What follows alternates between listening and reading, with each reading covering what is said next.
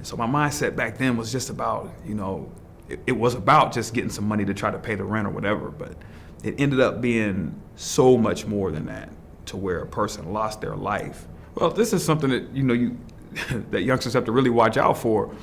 I'm an individual who grew up in a good home, had a great dad, stepmom, raised up right, and when I got married and had my kids, we had a decent home life. So I'm not that dude that you would think is the gangbanger, or I'm the dude that's got the glasses on and got the nice, so you have to watch out for those, but you have to watch out for the so-called nice guys too, because see, they can deceive.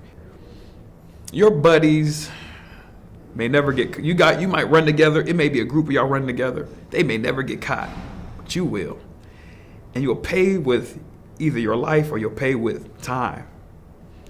And this right here, I'm telling you, it is rough. It has been rough.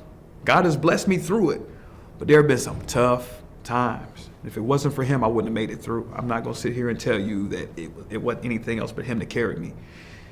Don't do it. It's not worth your time. It's not worth your family. If you got a mom that loves you, man, go home before the street lights come on, bro. Get there.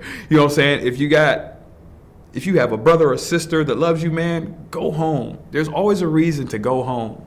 Get away from that. If you don't have a home, just get away from the area. Get away from those individuals. Get away from anything that will bring destruction into your life.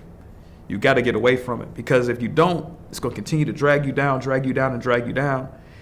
And you'll end up here. There are men in this institution right now in their 90s.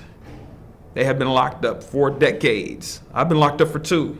I know a guy here that's been locked up since 1972.